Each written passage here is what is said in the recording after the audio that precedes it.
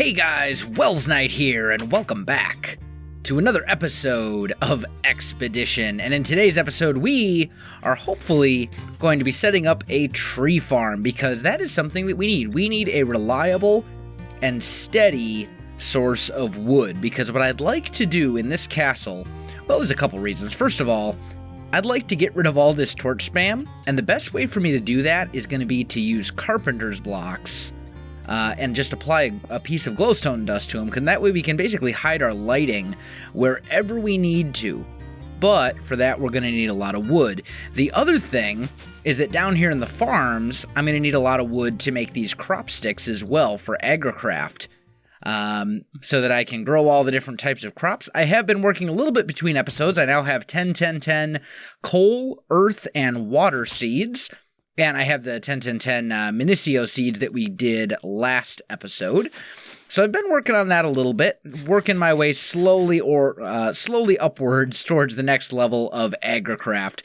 But as I said, in today's episode, tree farm is the goal. And basically what I want to do here is I want to hook up a few different machines. Now, we don't have a tinker smeltery, but we're going to need a way to make enderium.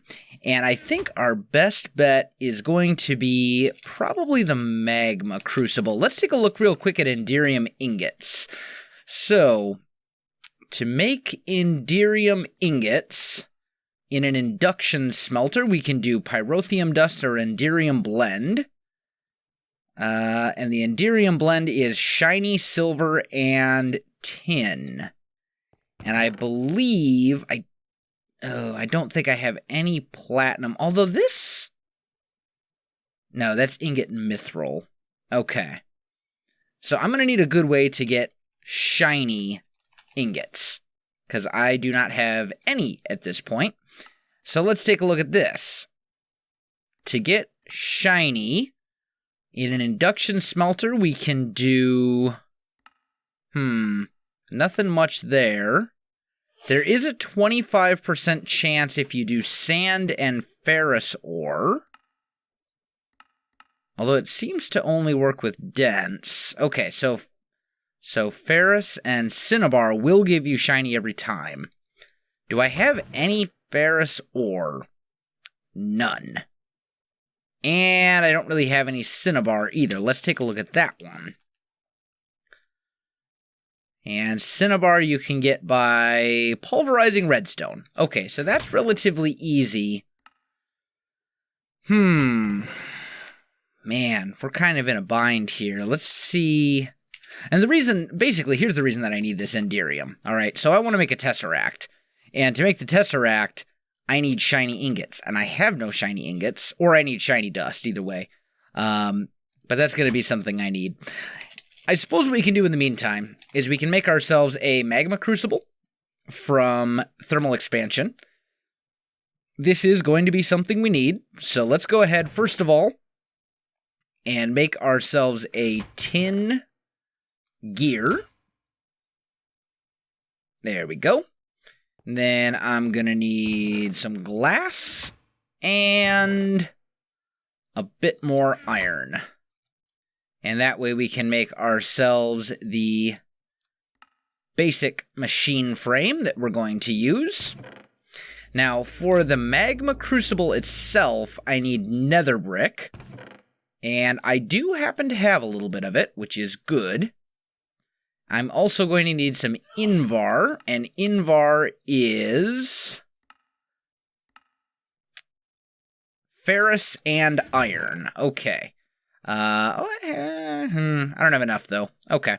I'll just make more. That's fine. Ferrous ingots. There we go. And let's just double check. It was 2 iron, 1 ferrous. So let's get that cooking up in the alloy smelter. And let's see here. We'll just go 1, 2, 3, 4, 5, 6, 7. There we go. So we'll get those going. And one more. Come on. There we go.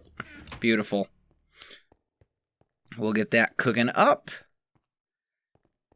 And I'll make... Once again, need the iron because we need Invar gears. And there we have it. And then I also need one of those. I don't know why I'm going into that chest. I think I'm losing my mind. That's okay.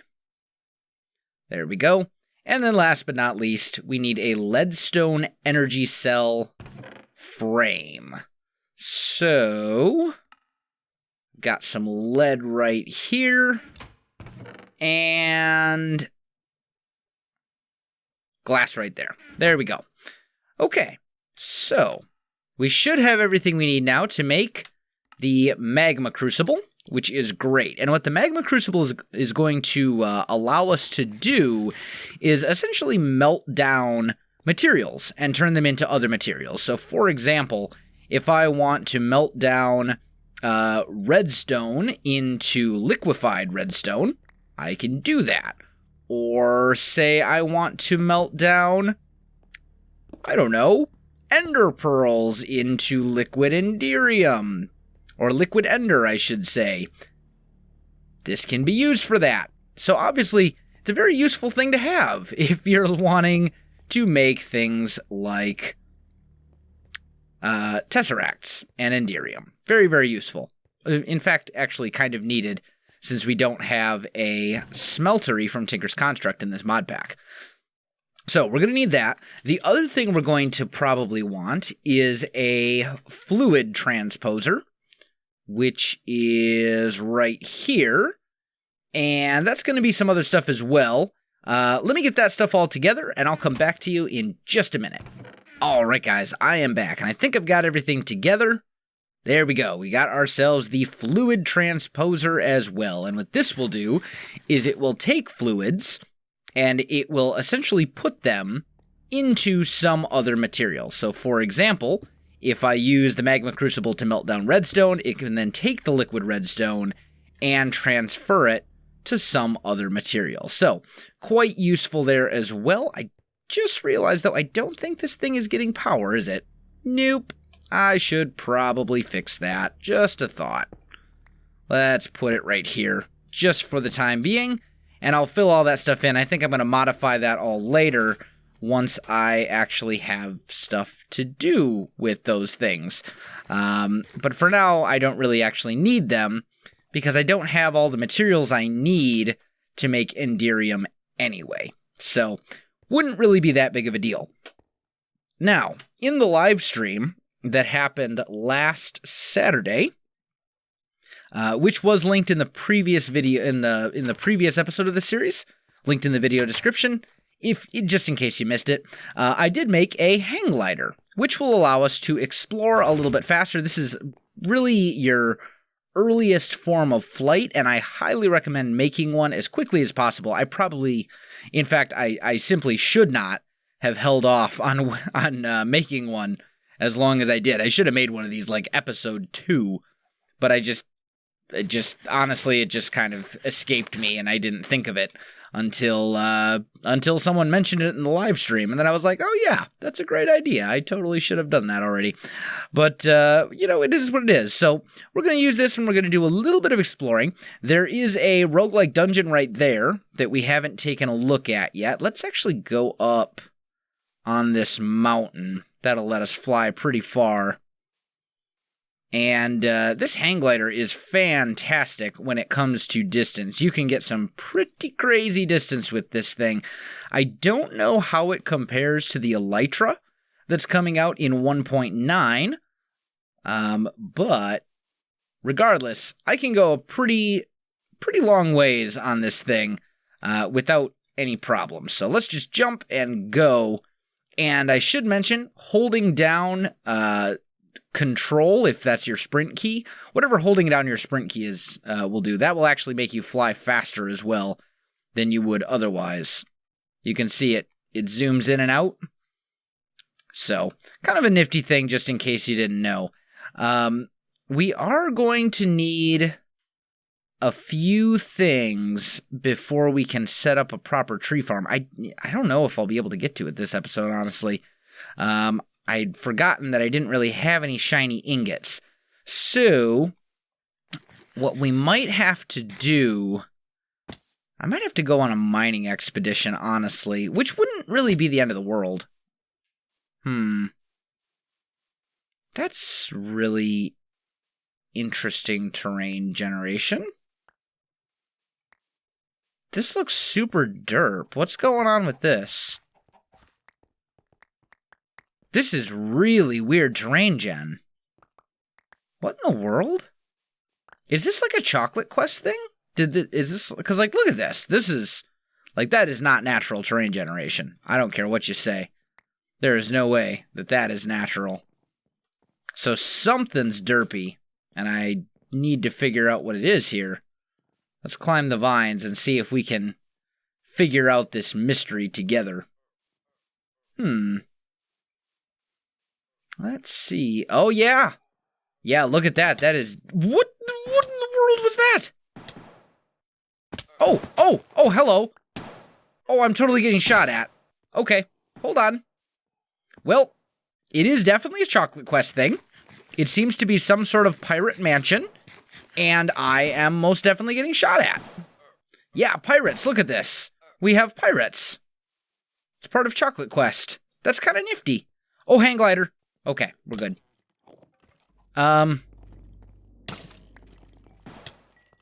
You know what? Maybe this wasn't such a good idea. I think we'll come back to that at a later time and a later date. Because right now, I don't think I'm prepared to take on a castle. I don't have the food for it, and I certainly don't have the motivation for it right now.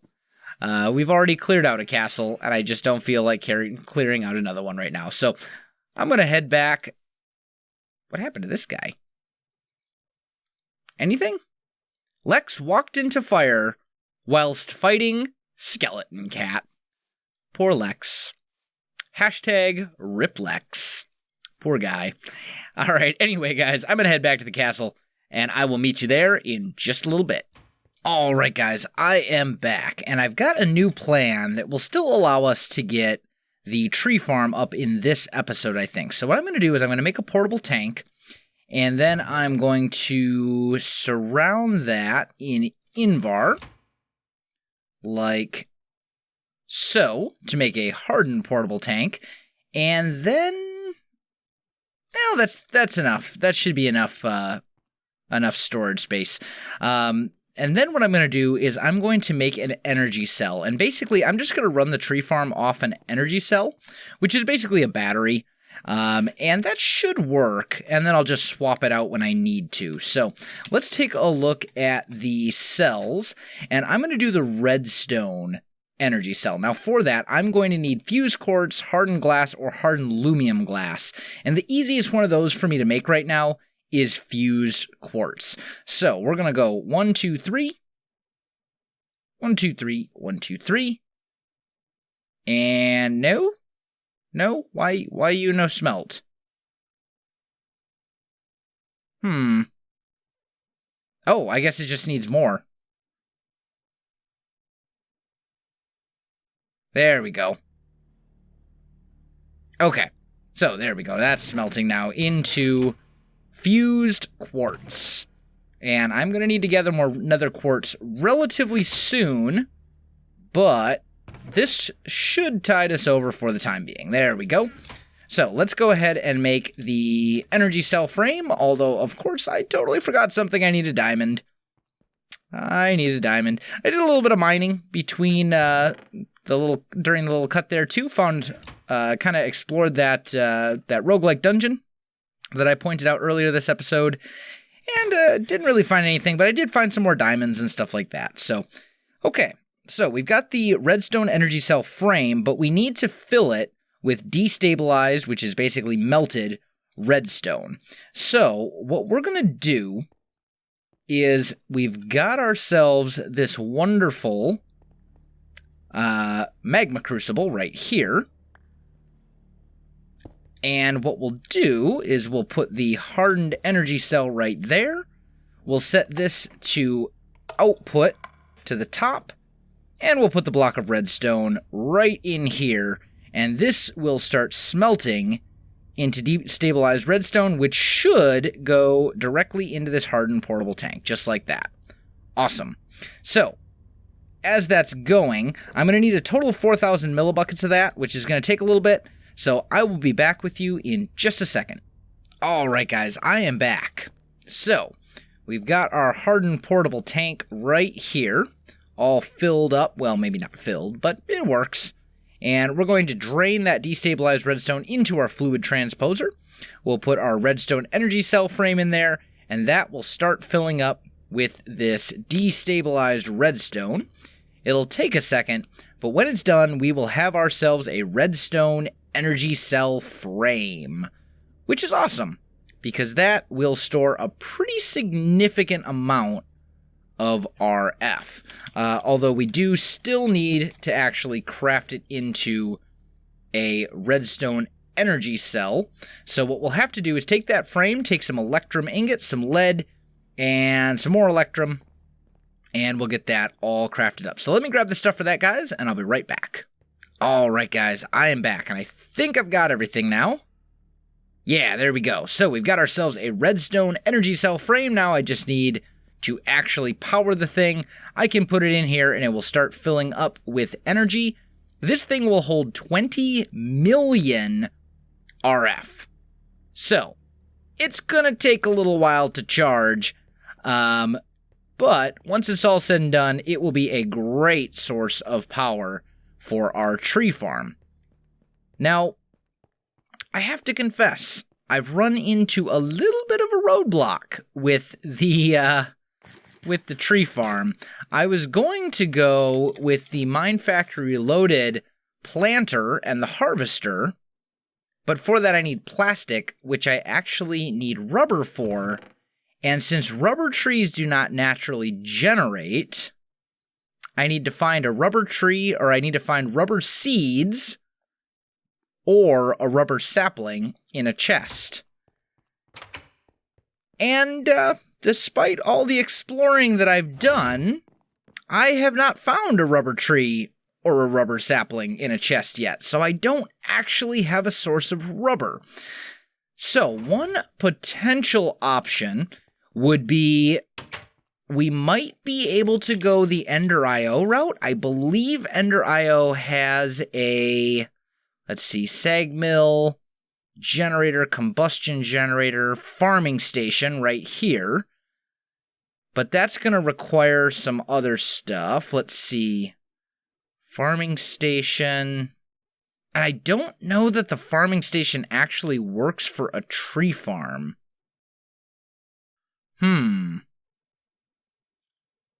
Tell you what. I'm going to go ahead and switch over to a creative world and we'll test it out. And I'll be right back with you.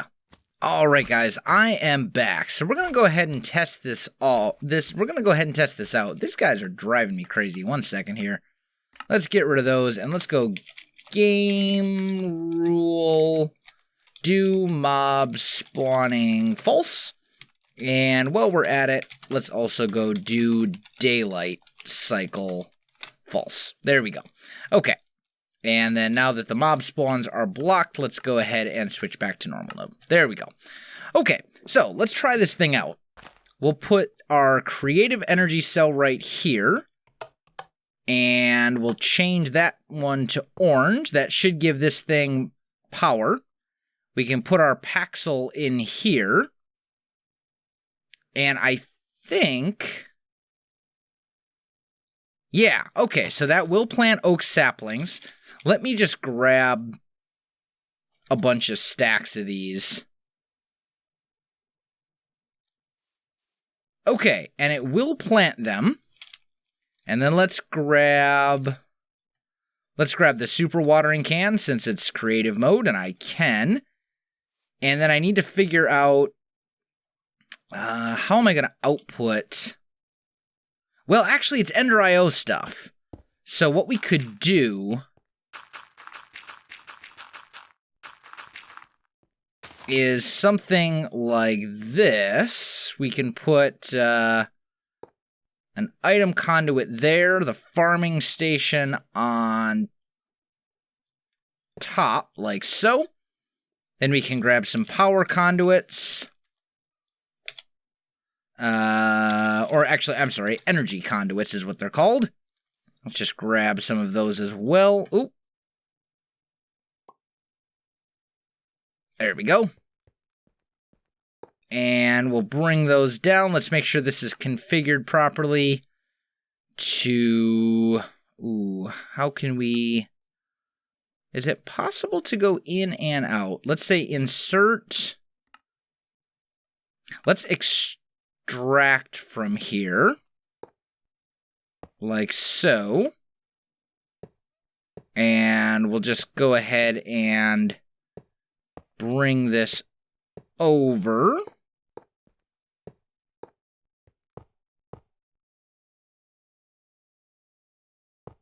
There we go, just as an example. And then we'll bring it up once more. And we'll just output to a chest here. Change that to insert. And then we'll put the creative energy cell down there and change that to orange. And this thing should have power now. Yeah, there we go. Okay, so now it has power, but it doesn't seem... Oh, it needs a tool in it. So let's just throw an obsidian paxel in there. That gets rid of the tree. And it seems to be working. And whatever was harvested should end up in this chest. I've never actually used the farming station from Ender.io before. This is totally new to me. But it doesn't seem to be working. Oh, here we go. Configure. So, push out of there. Oh, and we could pull from a chest up here. So if I put a chest like that and put all of those saplings in there, this will end up with this stuff. And we can... Yeah. Okay. So it's not perfect, but it does seem to work. And then if we took item conduits, in fact... What we could easily do is make the one on top like a cache, like so. And put all the saplings in there, right? And then we could run an item conduit like that. Extract always. And then it should only extract these saplings. So let's just take the saplings out. Actually, no, they should be like that. Change this to insert. And this should automatically start dragging the saplings. Yeah. Good. And then we'll grab a few speed upgrades. Just a whole bunch of them. And I'll just put a whole bunch in there. And then that should basically drain everything like instantly. And I think this will work. I mean, this is a test more than anything else. But I think this will get the trick done. It's not quite as cool. It doesn't give me the amazing chopping sounds of the other one. But it does seem to work. So that might be an option if I can't get everything else working here. Tell me what you guys think. Should I try and go find the rubber so that we can get Mine Factory Reloaded stuff going? Or should I just go with the Ender.io stuff, which I can make, but I will need to set up a little bit of infrastructure for. Let me know what you guys think in the comments below, guys. As for me, I am pretty much out of time for this episode, so if you enjoyed this video, don't forget to like, subscribe, and leave me a comment. I do appreciate it, and it really helps out my channel. You can also find me on Facebook, Twitter, and Twitch. There are links in the video description below, so check that out as well. Otherwise, guys, thanks for watching, and I'll definitely see you next time.